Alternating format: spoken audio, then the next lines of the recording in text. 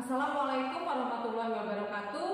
Jumpa lagi bersama Ibu Dharma. Sekarang untuk kelas 11 MIPA 1 dan MIPA 2 kita akan melanjutkan materi yang sebelumnya sudah pernah kalian dapat. Materi yang sebelumnya sudah kalian dapat adalah fluida statis. Nah, sekarang ini anak-anak akan Ibu berikan materi lanjutannya, yaitu fluida dinamis. Boleh anak-anak perhatikan langsung ke papan tulis untuk pembelajarannya.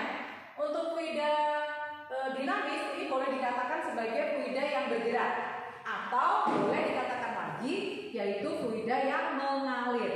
Ya, jadi ada tiga. Ada fluida bergerak, ada fluida dinamis, dan boleh juga fluida yang mengalir. Nah, anak-anakku, untuk bisa disebut sebagai fluida dinamis atau fluida mengalir itu ada syaratnya. Mengalirnya atau bergeraknya itu harus secara terus-menerus atau tetap, atau yang disebut sebagai gerak kontinu. Terhadap apa? Terhadap letak di sekitarnya. Misalnya kalau kita buka keran, letak di sekitarnya tidak bergerak, ya, tembok, terus wadahnya itu tidak bergerak. Tetapi air yang mengalir itu aja dari keran itu yang bergerak secara kontinu atau terus-menerus selama apa? Selama mulut kerannya dibuka. Lanjutnya, macam-macam aliran dalam fluida dinamis. Karena dinamis itu adalah mengalir, maka langsung saja di sini kita jadikan dua aliran pada fluida dinamis, yaitu ini bahasa fisikanya ya. Aliran yang bergejolak atau aliran yang tidak teratur itu disebut aliran turbulen. Tetapi kalau alirannya teratur dan alirannya itu jinak disebut aliran laminer, atau bahasa lainnya streamline. Ya, ada streamline, ada turbulen. Atau streamline itu artinya laminer. Kalau dia mengalirnya bagus, tidak ada hambatan, itu namanya streamline atau laminer. Sedangkan kalau turbulen itu misalnya seperti arus pusar, misalnya aliran arusnya terganggu sampai perputarannya tidak lurus atau dia berputar, atau ada yang mengganggu, itu namanya aliran turbulen. Sama kalau air mengalir di sungai atau di selokan, ketika ada kotoran yang menghambat, maka alirannya tidak bisa lurus kan, pasti ada yang mengganggu dia, maka alirannya akan belok. Itu namanya yang disebut dengan namanya turbulen. Sedangkan yang streamline atau yang laminer dia akan lurus, tidak ada hambatan. Ya. Lanjut untuk aplikasinya, yang pertama yaitu ada persamaan kontinuitas. Kontinu itu artinya terus menerus. Apa yang kita perhatikan? Aliran air atau fluida, apa yang diperhatikan lagi? Yaitu kecepatannya. Kecepatan air yang mengalir itu disebut dengan debit pada waktu tertentu. Maka dalam fluida itu nilainya harus konstan atau tetap. Atau bisa dikatakan untuk kontinuitas itu dinyatakan dengan debit aliran. Debit aliran itu perkalian antara luas penampak dengan kecepatan. Jika A itu adalah luas penampak, sedangkan V adalah kecepatan. Dinyatakan konstan apabila Q1 sama dengan Q2, atau jika dijabarkan A1 sama dengan A1 kali V1 sama dengan A2 dikalikan dengan V2. Kalau Q2 A2 V2, kalau Q1 A1 V1. Atau perumusan lain daripada debit itu adalah Q, boleh merupakan pembagian antara banyaknya fluida atau banyaknya air atau banyaknya fluida, itu adalah volume atau V dibagi dengan waktu. Ya.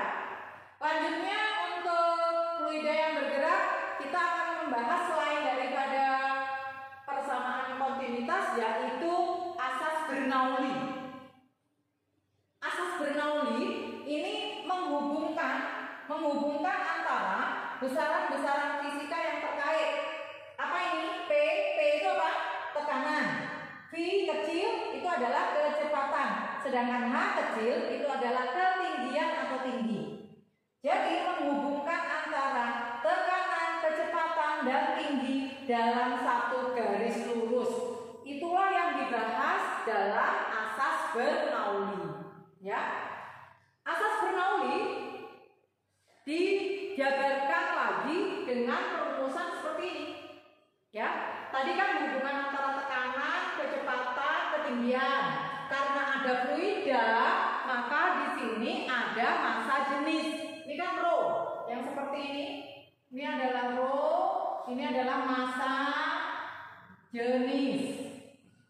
Ya, rho itu adalah massa jenis. Jadi kita hubungkan semuanya. Nah, kalau kita hubungkan semuanya, maka hasilnya harus sama dengan konstan. P ditambah setengah rho V kuadrat ditambah rho GH sama dengan C. P itu tekanan, rho itu massa jenis, V adalah kecepatan, G adalah kecepatan gravitasi, dan H adalah ketinggian. Jika dijabarkan rumusannya bisa menjadi P1 ditambah setengah rho V1 kuadrat akan ditambahkan dengan rho GH1 akan sama dengan apa? P2 ditambah setengah rho V2 kuadrat ditambah rho G2. Ya, rho GH2. Nah, ini kalau sudah dijabarkan ya. Ini asas Bernoulli yang lengkap. Selanjutnya penerapan asas Bernoulli. Diterapkan pada apa saja asas Bernoulli yang kita pelajari itu menggunakan penerapan atau konsep fluida statis ya. Yang terkenal ini hukum Torricelli. Nah, yang terkenal hukum Torricelli ya, ada sebuah wadah atau bejana yang berisi dengan fluida, maka jika ada kerusakan atau kebocoran pada bak ini atau pada tempat ini, maka airnya akan mengalir keluar. Nah, ini peristiwa kebocoran bak atau peristiwa kebocoran tempat atau wadah. Ini airnya mengalir ya. Kemudian ada luas penampang, ini A1. A1 adalah luas penampang. Ada tekanan air yang dibantu dengan tekanan udara, itu P1. Dan H1 adalah ketinggian, sedangkan H2 adalah ketinggian dari lubang yang bocor sampai ke dasarnya. Karena ada kebocoran, maka airnya bisa mengalir. Sisa ketinggiannya ya disebut H saja di sini ya. Nah, kemudian kecepatan air mengalirnya. Nah, ini kecepatan air mengalir, otomatis kalau dia keluar kan ada kecepatan airnya, ada kecepatan alirannya. Nah, ini kenapa ada P2? Di setiap ada lubang atau di setiap ada luas penampang, baik besar maupun yang kecil, ini A2 kan luas penampangnya kecil, itu pasti ada pengaruh daripada tekanannya. Entah itu tekanan air atau fluidanya, entah itu ada tekanan lain, yaitu tekanan udara dari luar. Itu pasti mempengaruhi. Nah, ada dua hal yang perlu kalian ketahui. Jika kalian menghitung kecepatan aliran air yang keluar dari lubang yang bocor, ini teorema Torricelli, ini sangat terkenal sekali. Langsung saja, V sama dengan angka 2GH. G itu kecepatan gravitasi dan H adalah ketinggiannya. Nah, perhatikan lagi yang kedua yang ditanyakan adalah jarak pendatang. Nah, ini jarak pendatang airnya. Jadi dari batas bejana sampai kepada air yang jatuh ke tanah atau jatuh ke tempat yang terakhir. Nah, ini adalah jarak pendatarnya. Bisa dihitung dengan 2 akar H dikalikan dengan H2-nya. Ya. Dan aplikasi yang kedua dari hukum Bernoulli adalah yang paling terkenal ya. Nah, ini sebenarnya nggak usah Ibu jelaskan lagi seharusnya, tapi ini penekanannya saja. Gaya angkat pesawat. Kalian perhatikan, sayap. Kenapa pesawat itu harus bersayap? Karena sayap pesawat itu menimbulkan daya angkat, kekuatan mengangkat atau daya angkat. Nih ya. Nah, sekarang ada dua aplikasi. Kenapa sayap pesawat tidak dibuat datar? Apakah tidak bisa? Bisa. Sayap pesawat bisa dibuat datar, tapi ada kelemahannya. Kita harus memunculkan kata-kata perbedaan dalam hal ini. Kalau sayapnya datar, maka tekanan udara di atas sayap dan tekanan udara di bawah sayap itu akan sama. Bagaimana mau timbul daya angkat? Tidak bisa. Daya angkat bisa terjadi ketika ada kata-kata apa tadi? Perbedaan. Nah, maka ini solusi yang kedua. Bagaimana pesawatnya nggak bisa diangkat? Harus bisa terangkat pesawat itu. Nah, ini aplikasinya. Saya itu harus dibuat ujungnya agak terangkat. Nah, jadi ini ujungnya agak terangkat. Jadi ini ujungnya ya, ujungnya agak terangkat, bukan datar seperti ini. Nah, kalau hal ini terjadi, kita sudah membuat ujungnya terangkat, yang akan terjadi perbedaan. Ini kecepatan di atas, kecepatan apa itu? Aliran udara. Kecepatan aliran udara di atas saya itu akan lebih besar daripada kecepatan aliran di bawah saya. Ini akan mengakibatkan perbedaan yang terjadi pada tekanan. Otomatis kalau terjadi perbedaan kecepatan, terjadi perbedaan tekanan. Ini berkebalikan ya, tekanannya, perbedaannya. Jika lebih kecil kecepatan udara di bawah sayap pesawat, maka tekanannya lebih besar. Karena tekanan di bawah sayap pesawat lebih besar, akan bisa menimbulkan daya angkat.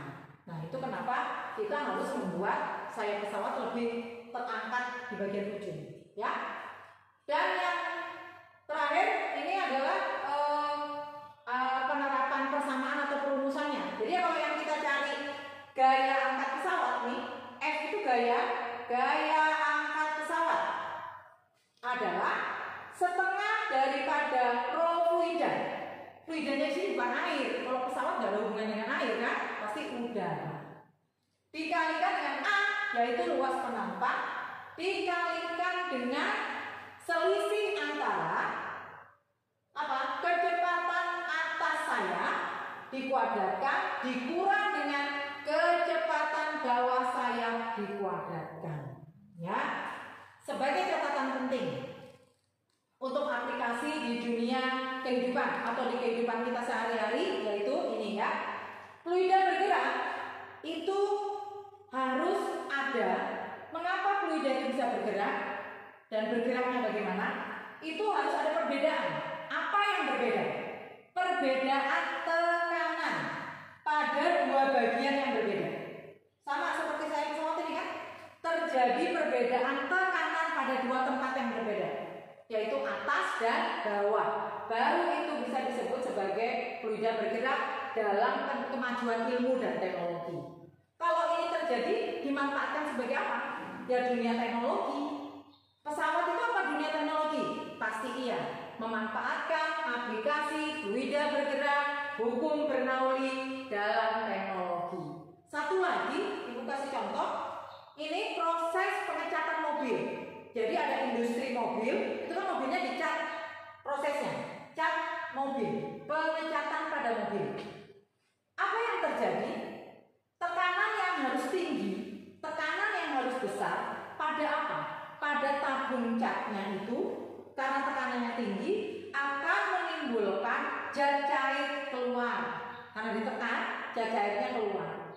Tetapi keluarnya harus dengan luas penampang atau alat, luas penampang yang kecil. Untuk apa? Supaya ketika luas penampang itu kecil, air yang keluar atau zat yang keluar itu juga bertekanan tinggi atau bertekanan kuat. Nah, yang timbul hanya butiran-butiran halus yang mengenai badan mobil. Dan akhirnya mobil yang kalian punya atau mobil yang kita lihat-lihat itu mengapa bisa mulus? Itu karena upaya dari tekanan atau dari perbedaan daripada tekanan. Itu aplikasi teknologi ada dua saja, kalian bisa mencari aplikasi teknologi yang lain ya. Sekian dari Ibu untuk ringkasan daripada bab tentang atau materi tentang fluida bergerak, fluida dinamis, dan fluida mengalir. Semoga bisa bermanfaat dan kalian bisa mengulang-ulang ini dasarnya. Apapun aplikasinya di buku, apapun aplikasinya dari mana sumber derajat. Maka intinya cuma ini, untuk yang namanya fluida bergerak atau fluida dinamis atau fluida mengalir. Ya. Assalamualaikum warahmatullahi wabarakatuh.